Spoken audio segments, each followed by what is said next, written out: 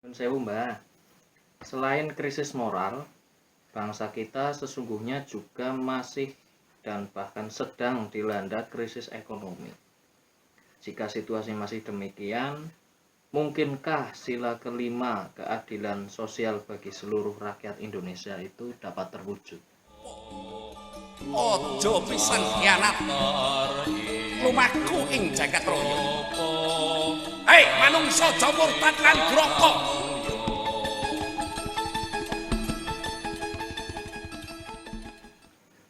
Hong wilahing Jatinugoni hajate leluhur Nusantara tabe uluk salam mulia.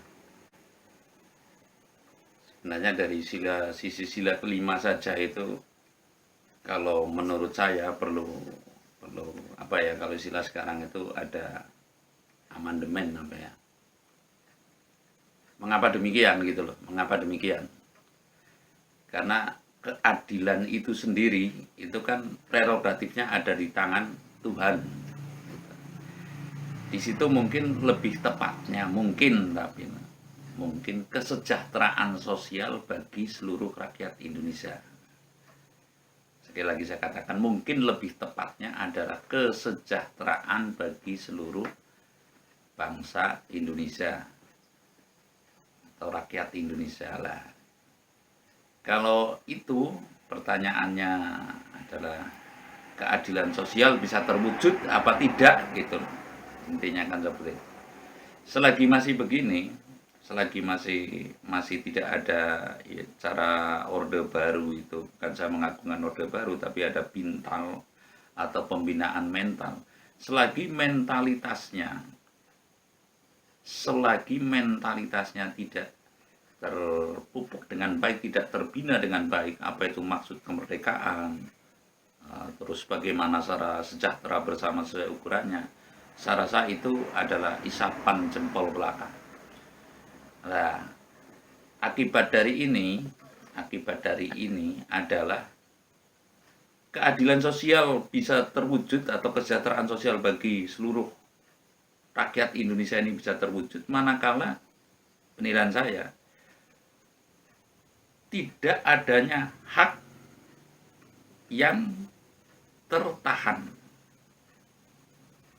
Sekali lagi, tidak adanya hak yang tertahan. Artinya hak apa? Hak ekonomi itu sendiri. Gitu. Hak sekarang kan yang dikenal hanya hak asasi gitu. Hak ekonomi, hak sejahtera itu sendiri. Lah dari mana datangnya? Kalau ibaratnya pedagang, haknya juga dari pembeli, menerima uang gitu kan. Kalau ibaratnya dokter juga dari pasien, negara juga dari timbul dari, kalau dulu itu janggolan, kalau sekarang itu digubah menjadi pajak gitu. Kalau kepala desa dan sebagainya itu kan dulu janggolan, ibaratnya iuran dan ada semacam apa ya, tanah apa itu, kalau di desa namanya pokoknya yang untuk inventaris desa itu loh.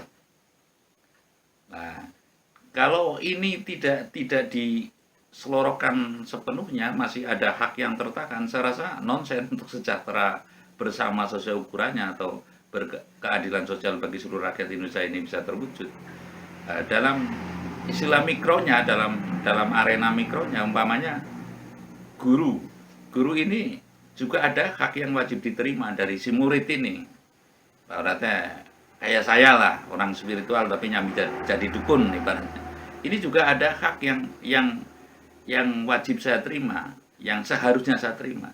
Dan hak ini adalah hukumnya wajib juga bagi si murid, dan guru ini juga wajib memberikan bimbingan luhur, wajib mendoakan, wajib apa gitu loh. Nah, kalau ini haknya ini masih tertahan, adanya hak yang tertahan ini, hancurlah sebuah interaksi yang harusnya bagus, sehingga menjadi interaksi yang tidak mulus gitu. Kembali lagi, interaksi yang tidak mulus. Begitupun dalam tatanan mewujudkan keadilan sosial bagi seluruh rakyat Indonesia, saya rasa ini hanya isapan jempol belaka. Nah, kalau secara makronya, ibaratnya secara makro, sekarang kan kondisi sudah sangat menurut saya emergensi sekali ini. Sudah sangat emergensi sekali. Dalam istilah makronya, Pokoknya seluruh kekuatan negara, seluruh kekuatan bangsa ini harus mestinya diberikan ibaratnya haknya kepada, kan konsep kita adalah dari rakyat ke rakyat untuk rakyat. Nah, kalau menurut saya mestinya digubah juga dari rakyat ke rakyat untuk kesejahteraan rakyat. Nah ini loh. Nah ini kalau tertahan di DPR-nya, tertahan di eksekutifnya, legislatifnya, tertahan oleh dengan sistem-sistem yang tidak merata, pemerataan itu hanya mimik belaka gitu.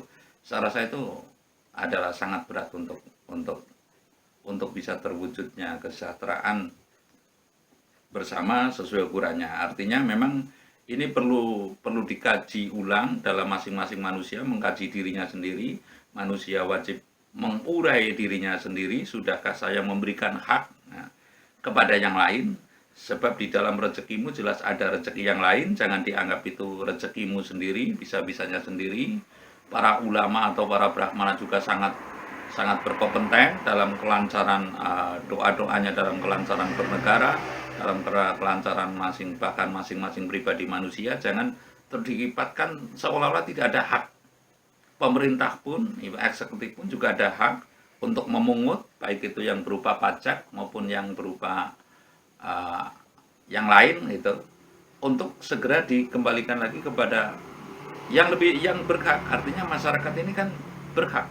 Seperti sekarang kalau kondisi emergensi, tidaklah itu ulamanya, tidaklah itu perbankannya, tidaklah itu pemerintahnya, itu harus seluruh. Bagaimana bisa menolong kondisi masyarakat, bisa mensejahterakan masyarakat dalam kondisi pandemi ini. Mestinya harus diselorokan. Jangan engkau menganggap di situ adalah tetap wekku, wekmu. Artinya punya saya adalah punya saya, dan saya harus mencari dari hakmu, dari kepunyaanmu itu kalau bisa jadi kepunyaan saya. Lah ini kadang yang masih keliru, baik berlaku di pendidikannya, baik berlaku di pemerintahannya, baik berlaku di ulamanya. Samalah juga apabila tidak mengulurkan hak, ibarat orang makan tidak mau berak, ibarat orang minum tidak mau buang air kecil gitu loh.